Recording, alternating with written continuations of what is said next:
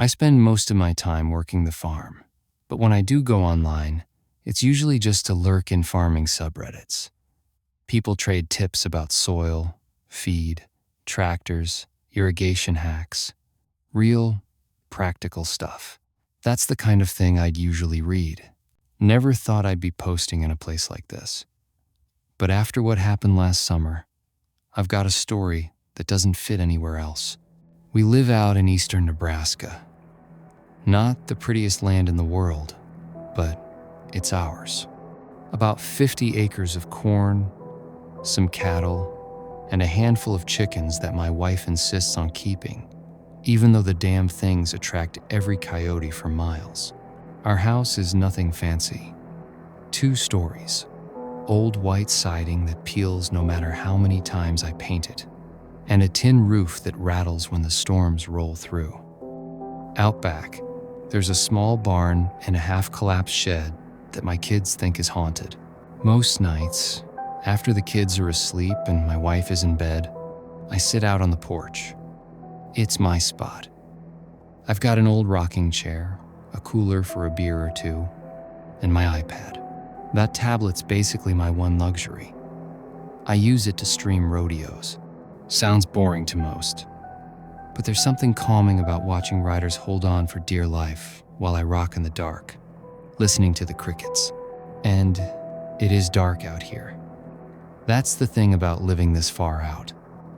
We don't have street lights, no porch lamps either. I never wired any in, partly to save money and partly because I like the night being the night. The only light you'll see after sundown is the faint glow from the main highway, a couple miles west. It's this hazy orange on the horizon, like a reminder that civilization's still out there somewhere. But between us and that light, nothing but corn, dirt roads, and silence. Sometimes that silence is peaceful. Other times, it makes you feel like you're the last soul left alive. That's where I was one night last summer. Rocking on the porch, rodeo streaming on the iPad, beer in my hand, staring into the kind of blackness that swallows you whole. That's when I heard it, a noise that didn't belong. At first, I thought it was the corn shifting in the wind, but then I muted the iPad, and the sound was still there. It wasn't the cows, it wasn't the dogs.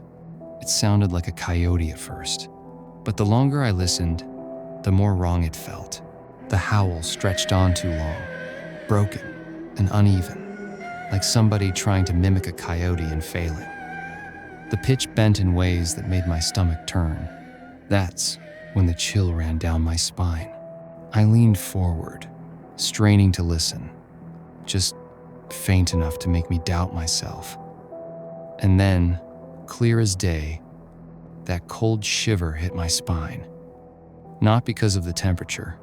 It was still hot and sticky that night. No, this was different.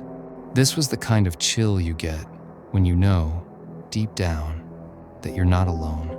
I remember glancing at the rifle beside me, thinking maybe I'd need it. But I did not want to scare the family over something that I misheard. The next morning, the sun came up heavy and hazy. My wife was already up, wrangling the kids for school. She kissed me quick on her way out the door, loaded them in the truck, and drove off down the gravel road. That left me with the chores.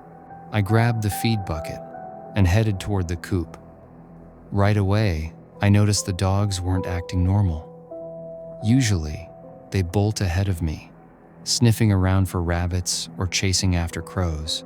But that morning they just sat stiff on the porch, ears forward, growling low at the corn like something was still out there. The air felt heavier the closer I got to the coop. That's when I saw them. 2 chickens, lying just outside the wire. Their throats were ripped open. Feathers scattered across the dirt, but nothing had eaten them.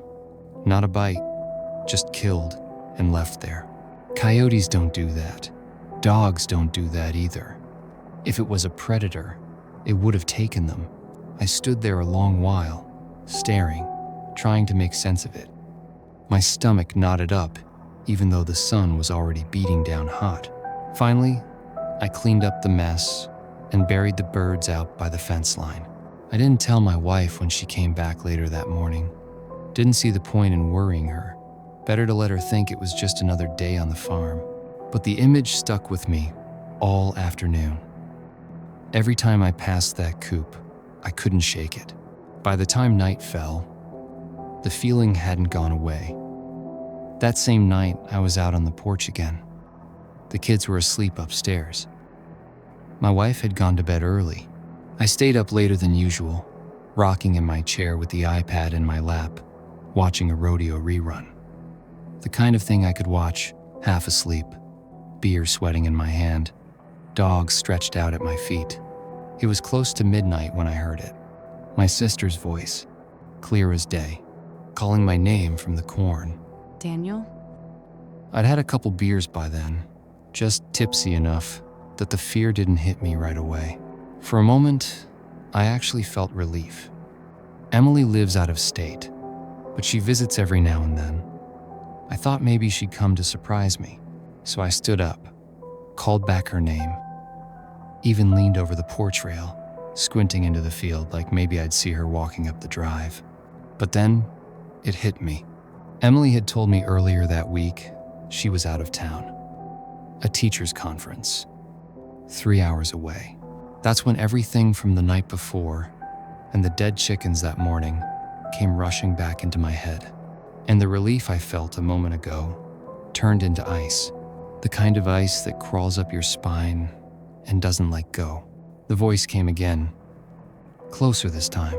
The dogs went crazy, barking, snarling, pacing along the edge of the porch like they were ready to tear something apart. I froze. Every instinct told me to grab the rifle. This time I did. I whistled low for the dogs, snapped my fingers, and the two of them bolted inside ahead of me. My boots hit the porch hard as I backed up, rifle in hand, never turning my eyes from that dark stretch of field. The moment I crossed the threshold, I slammed the door shut and threw the lock. Then I killed the lights and went straight to the front window. The dogs were still pacing and growling, hackles raised, staring out the glass with me. I kept the rifle clenched tight, eyes fixed on the spot where I'd heard the voice. And here's the part that messed me up the most. Somewhere in the back of my head, I wondered if maybe it really was Emily. Maybe she'd come out for some reason, and I just panicked. That thought sat in my chest like a stone. I stayed there, breathing hard, staring into that black cornfield with the rifle shaking in my hands. It wasn't long before I heard my wife behind me, her voice soft, groggy. "Daniel, what's going on?" I turned just enough for her to see me in the glow of the hall light. She froze when she saw the rifle in my grip, my face pressed to the glass, like I was waiting for something to come out of the field. The dogs were still going nuts. She whispered it again, sharper this time. What happened? I didn't know how to answer her, because the truth was, I wasn't even sure myself. I swallowed hard, still staring into the field, and finally managed to speak. "I thought I heard Emily, but she's not here." My wife didn't waste time. She's always been the down-to-earth one between us. She came right up beside me, reached into my shirt pocket, and pulled out my cell phone. She dialed my sister's number with quick, steady fingers. The line rang once, twice, and then... Hello? Emily's voice. Clear. Normal. My wife put it on speaker. "Em, where are you right now?" Emily sounded tired. I told you earlier. I am at a conference. We are wrapping up tonight. Why? I felt my stomach twist, because just outside our window, only seconds ago, that same voice had called my name out of the corn. My wife hung up fast and looked at me, her face pale in the dim light.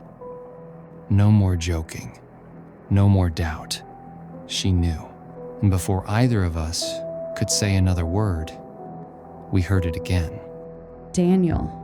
But this time, it wasn't drifting from the field. It was right outside the window. The dogs launched into a frenzy. Their barks turned into snarls, deep and primal. Their bodies pressed hard against the glass, as if they wanted to rip through it. I froze. Every hair on my body stood on end. The voice came again. Not just my name this time. Daniel, let me in. The words dragged out, broken and uneven, like someone trying to force human sounds through the wrong mouth. My wife grabbed my arm, pulling me back from the window. Her face had gone white. The dog's teeth clacked against the glass, spit flying, growls low and violent.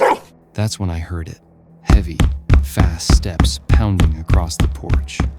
Running, right past the window, right past us. Being the protector of the house, I pulled away from my wife with my rifle to try look out the window, to see if maybe it was someone trying to break in. And then, a scream, high-pitched, warped, nothing human. It split the night in half, echoing through the corn until it faded into silence.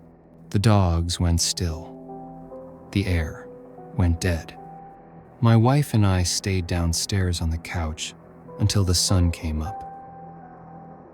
I've lived on this farm all my life, but since that night, I don't step outside after dark, because whatever that thing was, it knows my name, and it's still out there. In the weeks after, I started digging, reading stories, looking up every account I could find that sounded even close to what we'd experienced. And the traits lined up with what people call a skinwalker. But I'll be honest with you, folklore has always been hard for me to believe.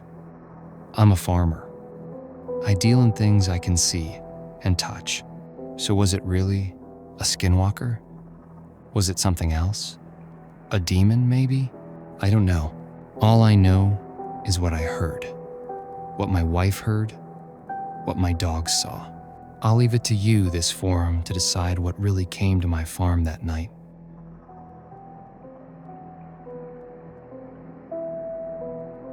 That was tonight's story.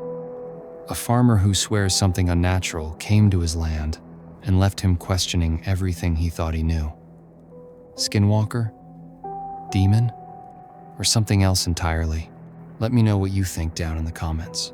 If you enjoyed this story, make sure to like the video so more people find it, and subscribe to Quiet Data for more unsettling tales like this one. Until next time, keep your doors locked, keep your lights low, and don't answer when the night calls your name. And it's still out there. In the weeks after, I started digging, reading stories, looking up every account I could find that sounded even close to what we'd experienced. And the traits lined up with what people call a skinwalker. But I'll be honest with you, folklore's always been hard for me to believe. I'm a farmer. I deal in things I can see and touch. So was it really a skinwalker? Was it something else? A demon, maybe? I don't know. All I know is what I heard, what my wife heard, what my dogs saw. I'll leave it to you, this forum, to decide what really came to my farm that night. Creepy, isn't it? If you want more horror like this, hit subscribe and turn on notifications so you don't miss the next one. This is Quiet Data, signing off. Sleep tight.